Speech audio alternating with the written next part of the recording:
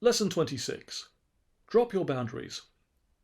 Perhaps you are unsuited to the narcissistic role of demanding that others live up to your standards. No problem. You can try to live up to theirs instead.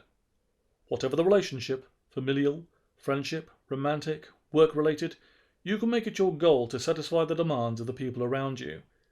If they tell you to jump, you can say, "Pardon me for asking, and I know I should have paid closer attention to instructions previously, but how high?" For this to have the maximum effect, the best people to have in your social group should be those for whom the previous strategy, hold high expectations of others, comes naturally.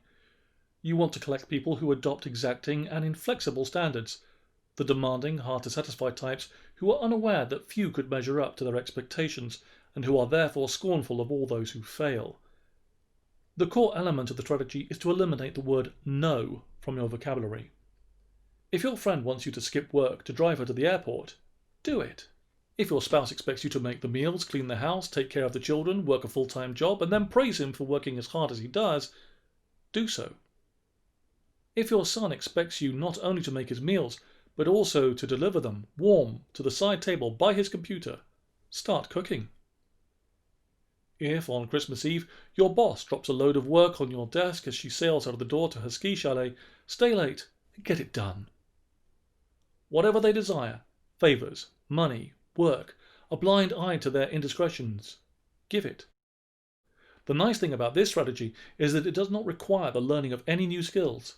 In fact, the people who are the best at it are those who have never mastered the art of setting interpersonal boundaries. The inability to say no is one of the primary hallmarks of the passive mode of communication, which places other people firmly in charge of your own life. How does this produce misery? Let me count the ways. First, it cultivates in others the expectation that you will fulfill their every demand, making you a cross between a scullery maid and a genie. This causes them to increase their expectations over time. Soon they will expect more than you can possibly deliver and will be just as enraged as they would be if, at the outset, you had flatly refused their simple request to pass the butter. Second, by practicing this role with many people at once, you can create steadily increasing circles of personal responsibility that eventually intersect. Next Tuesday, for example, your mother wants a ride to her dental appointment, your son wants to borrow the car, and your best friend demands an afternoon confab about her impending divorce. The rules you have chosen for yourself dictate that you cannot say no to any of them. It's possible to stick-handle a few of these situations, but eventually you will be entirely overcommitted. The balls you have volunteered to juggle will plop to the ground, and your audience will pounce on your failure. Third, any remaining time you have for your own needs will be steadily whittled down to nothing. The activities that sustain you, exercising, eating, sleeping, will have to be relinquished. Fourth, you will reinforce a perception of yourself as being deserving of this treatment. A part of your mind always watches your own behavior, like a hidden observer trying to understand your role. Seeing you routinely subvert your own interests to pander to others' whims, that portion of your brain will conclude that you are worth less than others, and you will develop, or intensify, a corresponding feeling of inferiority. The easiest way to maintain this strategy until it bites especially deeply is simply to avoid learning any principles for the setting and maintaining of interpersonal boundaries. Another route is to tell yourself that you shouldn't have to have any of these skills. Others should be more considerate. No matter how hard you try to hide it, no matter how many times you say, "No, really, it's just fine, I'd be glad to," they should read your exhaustion and limit their requests.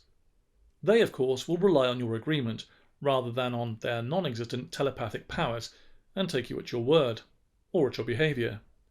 If you hand them money, then it will seem obvious that you are willing to offer the loan. Asking was not the wrong thing to do. You need never worry that they will stop asking or stepping across the lines that you have spent a lifetime erasing from their view. The requests will go on escalating, and their spurs will dig ever deeper, unless you make the mistake of stepping forward and taking the reins from their hands.